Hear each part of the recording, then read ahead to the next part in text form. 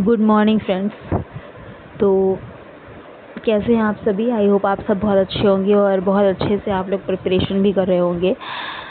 तो आज हम लोग पढ़ते हैं विक्टोरियन एज के बारे में, या फिर हम कह सकते हैं कि विक्टोरियन मूवमेंट के बारे में हम लोग आज स्टडी करेंगे। ओके,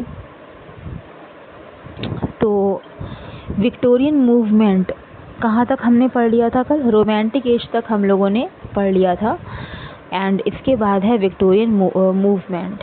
ठीक है, इसमें मैंने एक चीज़ और आप लोग लिख लीजिएगा, लिख नहीं पाई मैं। 1837 से लेकर के ये 1901 तक का ईयर था। ठीक है, तो ये भी आप लोग ब्रैकेट में लिख लीजिएगा विक्टोरियन एज के आगे। Yes, okay. तो इसमें लिखा है कि queen Victoria ruled from 1837 to 1901। अब क्योंकि रोमांटिक एज फिनिश हो गया है और यहाँ से विक्टोरियन मूवमेंट स्टार्ट हो गया है, विक्टोरियन एज यहाँ से स्टार्ट हो गया है, तो यहाँ पर क्वीन विक्टोरिया का शासन था। ठीक है, इसीलिए इसको विक्टोरियन एज कहा गया। जैसे कि एलिजाबेथ का जो रूल चल रहा था तो उसको एलिजाबेथन एज कहा। ओके, तो यहाँ पर क्वीन विक्टोरिया का रूल चल रहा था, क्वीन विक्टोरिया ने रूल करा 1837 से लेकर के 1901। तो ये चीज़ हमें याद रखनी है। द रिफॉर्म एक्ट, और क्या हुआ है विक्टोरियन मूवमेंट के अंतर्गत? क्या आया है? रिफॉर्म एक्ट आया है। क्या आया है? रिफॉर्म एक्ट आया है। कब आया है? 1832 में ही रिफॉर्म एक्ट आ गया था। ठीक है, तो यहाँ पर ये भी याद रखेंगे, लेकिन ये भी विक्टोरियन के अंतर्गत ही आता है। अब 1832 है लेकिन विक्टोरियन के अंडर में ही आता है। This age is called age of peace, prosperity and dilemma. And ये जो विक्टोरियन मूवमेंट है, ये कैसी एज है? Age of peace, prosperity and dilemma की एज इसे बोला जाता है। एंड लिखा है कि age of scientific discoveries and inventions. ठीक है, age of scientific discoveries and invention कहा जाता है, क्योंकि यहाँ पर क्या हुआ कि हम थोड़ा सा और आगे बढ़े।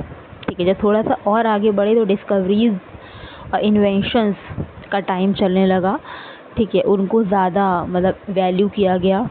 ओके, सेप्टिसिज्म यहाँ पर हमें देखने को मिलता है। सेप्टिसिज्म का मीन्स होता है संदेहवाद। तो सेप्टिसिज्म आपसे पूछा जा सकता है कि किस एज में ये आया है। ठीक है, तो ये आपका विक्टोरियन एज में आया है। इसके बाद मोरालिटी डिक्लाइन होने लगी। यहाँ पे डिक्लाइन ऑफ मोरालिटी है। Questioning to the rules of church, focus on masses. ठीक है, चर्च को लेकर के, उसके रूल्स को लेकर के क्वेश्चंस होने लगे। ठीक है, पहले नहीं होते थे लेकिन यहाँ पर होने लगे। एंड जो विक्टोरियन पोइट्री है आपकी, वो आपकी रियलिस्टिक थी नेचर में एंड लेस आइडियलाइज्ड। ठीक है, नेचर इसका रियलिस्टिक था लेकिन लेस आइडियलाइज्ड थी विक्टोरियन पोइट्री। तो इतना तो आपको याद रखना है विक्टोरियन मूवमेंट के बारे में। ठीक है, ये सब आपको विक्टोरियन मूवमेंट के बारे में याद रखना है इतना। ओके, फिर हम पढ़ते हैं मॉडर्न एज के बारे में। तो मॉडर्न एज में हमें मॉडर्न एज आपका वही 1901 से 1945। ठीक है, मैं बोल रही हूँ, इसको लिख लीजिएगा क्योंकि मैं लिखना भूल गई, याद नहीं रहा मुझे। तो 1901 से लेकर के 1945 तक आपका मॉडर्न एज रहा। इसमें डेथ ऑफ क्वीन विक्टोरिया, यहाँ पे क्वीन विक्टोरिया की डेथ हो जाती है। इंटरप्रिटेशन ऑफ ड्रीम्स एक वर्क है, इंटरप्रिटेशंस ऑफ ड्रीम में सिगमंड फ्रॉइड का वर्क है, ध्यान रखेंगे क्योंकि ये मॉडर्न एज में आया है, इसीलिए हमें इसको यहाँ पे लर्न करना है। वर्ल्ड वॉर फर्स्ट हमें यहाँ पे देखने को मिलता है। वर्ल्ड वॉर फर्स्ट कब हुआ था? वर्ल्ड वॉर फर्स्ट 1914 में होता है ना, और 1918 तक चलता है। और सेकंड वर्ल्ड वॉर देखें तो वो भी आपका इसी में हुआ है। ठीक है, सेकंड वर्ल्ड वॉर भी यहीं पे हुआ है क्योंकि 1939 में सेकंड वर्ल्ड वॉर हुआ है। 1939 से लेकर के 1945 तक सेकंड वर्ल्ड वॉर हुआ। ठीक है, फिर यहाँ पे ग्रेट डिप्रेशन हुआ। कब हुआ था? वो 1930 में हुआ था। And there are 3 work of, यहाँ पे 3 वर्क, मतलब वर्क्स तो और भी हैं लेकिन ये आपको याद रखना है कि वेस्टलैंड आया है जो कि टी.एस. एलियट का है।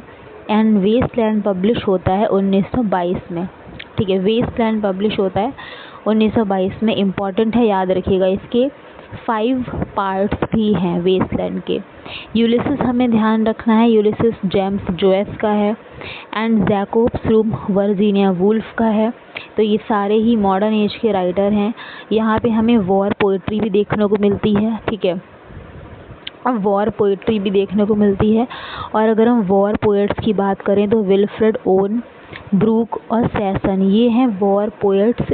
और अगर हम डिमॉक पोएट्स की बात करें, ठीक है, डिमॉक पोएट्स, एक डिमॉक विलेज था, ऐसा कहा जाता है कि एक डिमॉक विलेज था। तो उस विलेज में उसी से डिमॉक पोएट्स, मतलब ये लोग वहाँ पे रहते थे। डिमॉक विलेज था एक।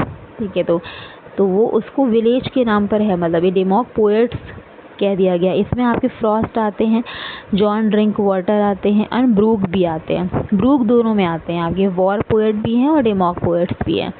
इसके बाद मॉडर्न एज में फ्री वर्स का यूज़ किया गया। ठीक है, फ्री वर्स का यहाँ पे यूज़ देखने को मिलता है। ठीक है, और रही बात राइटर्स की, तो राइटर्स तो मैंने एक वीडियो में आपको सारे राइटर्स ही बताए थे। मैं पहले भी बता चुकी हूँ कि मैं राइटर्स बता चुकी हूँ। ठीक है, जैसे कि मॉडर्न एज में कौन कौन से राइटर्स आते हैं, विक्टोरियन मूवमेंट में कौन कौन से राइटर्स आते हैं, तो मैंने ये आपको बता दिया था कि इसमें ये राइटर्स आते हैं। ठीक है, तो मैंने कहा था आपको राइटर्स मैं एक में बता दूँगी एंड इवेंट्स जितने आपके हैं वो आपके फिर से, मतलब जैसे कि एलिजाबेथन एज में इवेंट कौन कौन से हुए, तो इवेंट्स हम लोग अलग से देखेंगे।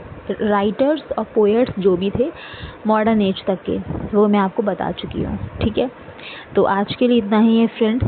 तो आई थिंक इतना आपको समझ में आया होगा। हिस्ट्री ऑफ इंग्लिश लिटरेचर अभी आप लोग इतना करिए, और मुझे अगर कोई भी और कंटेंट मिलता है हिस्ट्री ऑफ इंग्लिश लिटरेचर से रिलेटेड तो वो मैं आपके साथ ज़रूर शेयर करूँगी।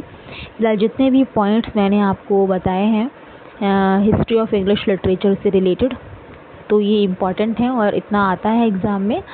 ठीक है, क्योंकि बाकी क्वेश्चंस भी तो बनते हैं ना, तो इसमें आप इतना कर लेंगे तो बढ़िया रहेगा। ठीक है, तो आज के लिए इतना ही है फ्रेंड्स। आप देखते हैं कि आगे हम लोग क्या पढ़ते हैं। तो आप लोग भी मुझे कमेंट्स कर सकते हैं कि इस टॉपिक आप लोग बता सकते हैं कि ये वाला टॉपिक मैम पढ़ाइए। ठीक है, इसको समझाइए, तो मैं उसको ट्राई करूँगी लेके आने का। और वैसे मैं देख लूँगी कि मुझे क्या आगे टीच करना है, क्या मुझे पढ़ाना है, मैं देख लूँगी क्या समझाना है मुझे। एंड फॉर्म्स वगैरह तो मैंने बता ही दिए हैं आपको, आप लोग देख सकते हैं।